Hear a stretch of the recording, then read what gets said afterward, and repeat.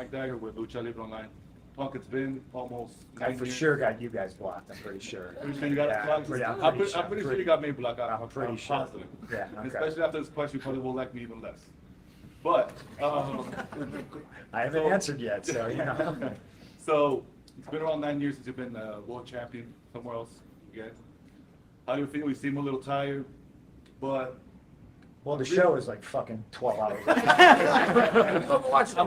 You're not tired? Come on. I'm tired as hell. Y'all's match was like 2 hours. So, Yeah, it was great. but my real question is, you had like a little bit of a Twitter war not too long ago with Eric Bischoff, where he, and I quote, he said that you were the biggest financial flop at wrestling. That's fucking bullshit. I can tell there's only one person that can attest to that. I don't know what other people, I can only attest what's happened here and public record, and some of these things are a matter of public record because things of freedom of information and stuff. So we do, have over the years a good amount of financial data in pro wrestling. I can tell you, like, no one wrestler has ever come in and made a bigger plus delta financial difference in the history of my company going into, this is the 3rd year anniversary this week, going into year 4. No one person has ever made a more positive impact.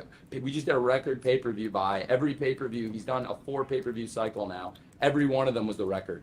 Whether it was All Out, where he was a huge part of the draw with Darby, and his debut, of course, is a huge thing from the first dance, the biggest Rampage draw in the history of that show. The matches, he carried the Friday Night War, which, by the way, is a matter of record in fucking court in the state of California, that we won the Friday Night War. Just ask Jerry McDivitt, because he fucking wrote it. And this guy won it versus Matt Sydal, who's a great wrestler. He had another goddamn great match on Friday night. This fucking guy, he fucking did the Friday Night War. He did the first dance. He's done the record Double or Nothing. He did the record All Out in his debut. He was a big part of a record Full Gear, a great match with Eddie Kingston, and he wrestled a bunch of young guys, a bunch of veterans in between there. Will Hobbs, Daniel Garcia, goddammit. And then he showed up, did the biggest program in terms of everything, TV, box ever with MJF. And then he did the goddamn main event here. He's the biggest part of financial success in the history of this company. Let's fucking go! We're gonna put Ethan behind that. Yeah, good answer. I will quasi-answer that. I didn't have a Twitter war with anybody. I never mentioned them by name, and I think people like that just need to die in the dark, and I don't need to speak their name and stuff like that. I'm focused on what we're doing and the positives we bring to the world. And I don't want anybody to die. but nevertheless, it is bullshit what he said. Yeah. We don't need to. Everybody's got a shitty opinion, so just let them have it. That's a shitty opinion. It's the most bullshit opinion I've ever heard. And like I said, I hope the answer I gave backed up why he's the opposite. He's actually, for us, the biggest financial success story. And Okay, we're moving on. Thank you. Okay. Thank you. I get worse me up. Oh, sorry. Sorry. After the match, you kind of made a joke, kind of in jest and kind of not about never doing another Buckshot Lariat. Yeah. I mean, did you feel like when you did that, it was like, oh my God, I made a mistake, or was it just like? Oh, I'm sure you're not going to give me 5 stars. Yeah, that's one of those fucking things.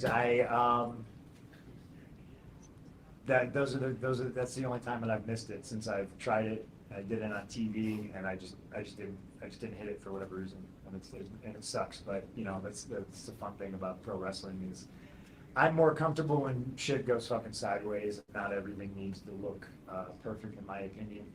I'll probably beat myself up about it way too much, but mistakes happen. So now going forward as champion, are there any names that you're looking forward to more than others? I mean, there's a list of 30 guys and more that we could go right through, but is there anyone that you're going like right now, whatever it is, that you're really looking forward to going against next? Oh, well, obviously we got Forbidden Door coming up, so to me, focusing on that, I think Okada, Tanahashi, Ospreay, guys like that, I'm looking forward to stepping in the ring with. AEW talent, I always think number one with Bullet is going to be Bryan Danielson. I've never wrestled John Moxley. I wrestled Dean Ambrose, so that's an interesting matchup. There's still guys on my list that I've never wrestled with: Jungle Boy, Ricky Starks, I could probably finish out my career wrestling FTR like every day for the rest of my life, and it could be different and fun every single time. Will Hobbs is another guy that I think has all the potential in the world. We got a really stacked roster. It's almost a crime that we can't do everybody justice at once, but I think we're getting there with baby steps, and I think we're learning. I think we may make mistakes, but instead of, dwelling on it and punishing other people or ourselves, I think we move on and we just, try to learn from things. Brian Danielson probably be the first guy that comes to mind. Very selfishly, I love the wrestling.